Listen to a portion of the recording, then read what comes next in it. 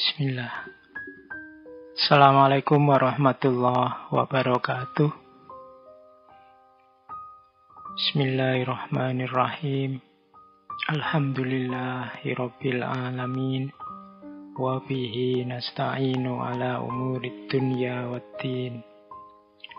Allahumma sholli wa sallim wa barik ala habibina wa syafi'ina Sayyidina wa maulana Muhammadin wa ala alihi wa ashabihi wa man tabi'ahum bi ihsanin ila yaumiddin. Bismillah. Mari kita lanjutkan ngaji kita. Masih ada di sesi musibah.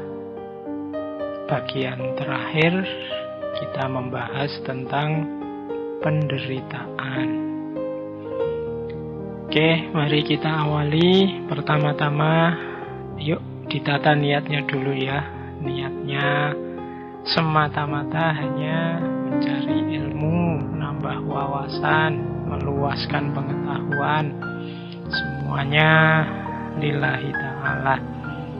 Hanya menjalankan keinginan perintah dari Allah dan juga anjuran dari Kanjeng Nabi untuk kita senantiasa menambah ilmu. Karena mau tidak mau harus kita sadari kuncinya orang hidup itu ada di ilmu. Kita harus pintar-pintar membaca ayat-ayatnya Allah, baik ayat-ayat yang qauliyah maupun ayat-ayat kauniyah. Diakui atau tidak, kita hari ini mungkin banyak yang sudah pintar memahami, membaca ayat-ayat kauniyah, Al-Quran, hadis, kitab suci. Namun kita sering agak susah untuk membaca ayat-ayat kauniyah karena kita memerlukan banyak ragam ilmu. Tentang hewan-hewan mungkin kita butuh peternakan, tentang ikan kita butuh perikanan, tentang ruang angkasa, tentang laut, tentang sungai, masing-masing ada ilmunya sendiri. Ini semuanya adalah ayat-ayat kauniyah. Oke, langsung saja ke tema kita hari ini, yaitu tentang penderitaan. Ini sebenarnya melanjutkan kemarin-kemarin. Jadi bulan ini kita membahas tentang musibah, yang kalau kita definisikan secara ringkas, musibah itu ya apa yang mungkin tidak kita senangi yang menimpa kita. Meskipun dari pertemuan-pertemuan minggu lalu kita mendapat banyak kesadaran baru, karena jangan-jangan yang kita anggap musibah itu ternyata anugerah. Jangan-jangan yang kita anggap bencana, di balik itu tersembunyi banyak hikmah. Nah, malam ini kita lihat tentang penderitaan. Penderitaan ini dari kata-katanya sudah bisa kita pahami, ini hubungannya dengan apa yang kita rasakan. Di minggu ketika saya bicara tentang bencana, di situ kan ada satu pandangan bahwa bencana atau tidak bencana, alam itu sebenarnya kuncinya ada pada manusianya. Manusianya merasa menderita apa enggak. Kalau tidak membuahkan penderitaan atau tidak dianggap sebagai penderitaan oleh manusia, biasanya tidak dianggap bencana. Kalau terjadi gunung meletus misalnya di tengah-tengah sana kutub utara yang tidak terasa sama sekali di peradaban manusia, mungkin ya tidak diberitakan besar-besar, tidak dianggap penderitaan. Jadi itu salah satu cara orang membaca bencana, ada yang seperti itu. Maka bencana itu kalau di slide yang pertama ini, kategorinya, ciri-cirinya biasanya ada 1, 2, 3, 4. Yang pertama apa? Experience of unpleasantness. Penderitaan itu cirinya 4. Yang pertama, pengalaman ketidaknyamanan, ketidakenaan. Jadi kapanpun rasa tidak enak itu hadir, biasanya kita merasa menderita oleh apapun. Sehingga ciri kedua itu perception of harm or threat of harm. Jadi kita mempersepsi, merasakan adanya rasa sakit, atau kita terancam takut sakit, itu juga menderita.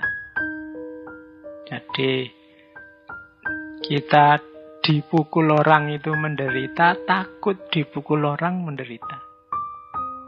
Dimaki orang itu sakit, takut dimaki orang itu sakit. Makanya ada hadis itu yang bilang, al-muslimu man salimal muslimuna min lisanihi wa yadihi. Jadi seorang muslim itu yang kalau muslim yang lain merasa aman di dekat dia, baik dari tangannya atau dari mulutnya. Jadi tidak sekedar orang Islam itu yang tidak menyakiti, tapi orang Islam itu yang membuat orang aman di dekat dia, karena yakin dia tidak akan menyakiti.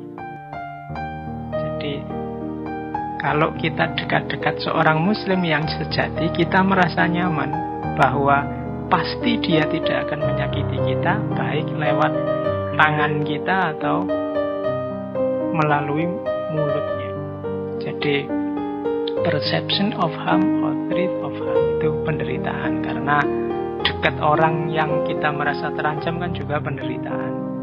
Jangan dekat-dekat teman itu deh. Dia kalau ngomong nyelkitnya luar biasa. Dia kalau komen selalu bikin sakit hati. Nah itu berarti ada threat of harm. Kalau kita punya karakter seperti itu, kita berarti jadi sumber penderitaannya orang lain. Dengan mengikuti hadis Nabi tadi, ya berarti kita sebenarnya belum sejati kemuslimannya. Orang lain masih takut sama kita, takut disakiti baik oleh tangan maupun mulut kita. Yang ketiga, penderitaan itu ya bisa physical or mental. Kalau ini mudah dipahami ya. Jadi sakit fisik atau sakit mental. Dari kata-kata itu biasanya sakit mental. Kita sakit hati, kita susah, sedih, sumpek, itu sakit mental. Kalau sakit fisik, ya fisik kita yang tersakiti. Sama-sama penderitaan. Kemudian ada degrees of intensity. Ada level kedalaman yang beda-beda. Jadi ada orang itu mungkin cobaan hidupnya berat sekali, tapi dia masih bisa tertawa menikmati hidupnya. Tapi ada yang cuma dapat ujian kecil saja seolah-olah dunianya runtuh. Itu degrees of intensity. Penderitaan itu dicerna orang, intensitasnya beda-beda. Bagi mahasiswa yang kuliah, yang mungkin sejak semester 1 yo IP-nya pas-pasan, terus nilainya CDE, begitu dia semester ini dapat E lagi kan, degrees of intensity penderitaannya mungkin sudah rendah sekali. Dia ndak sakit lagi, biasa. Sudah kemarin nilainya jelek kok, sekarang dapatnya jelek, ya memang istiqomahnya begitu. Tapi bagi yang sebelumnya nilainya bagus terus, sekali dia dapat nilai jelek, wow, itu rasanya dunia kayak kiamat. Sama dapat nilai jelek, bagi si yang satu ini beratnya luar biasa, bagi yang satunya biasa-biasa saja. Maka ini harus kita perhatikan benar saat kita berhubungan, saat kita mengempati orang lain. Kadang-kadang dalam berhubungan dengan orang lain itu kita ngukurnya pakai ukuran kita. Alah, kalau cuma ngomong gini aja kan biasa aja. Lu jangan lupa, mungkin kalau versi orang yang sedang kita hadapi itu menyakitkannya luar biasa. Meskipun menurutmu, ini kan cuma guyon saja, dan seterusnya yang semacam itu. Jadi itu degrees of intensity. Setiap orang menanggapi apa yang menimpanya secara berbeda-beda, termasuk penderitaan ini. Tidak selalu ukuran kita cocok dengan ukuran orang lain. Kita merasa ini sudah berat, luar biasa, dan kita menganggap orang lain pasti juga seberat kita. Ya tidak mesti. Bisa jadi orang lain menangkapnya biasa-biasa saja. Oke, jadi itu pemahaman awal kita tentang penderitaan.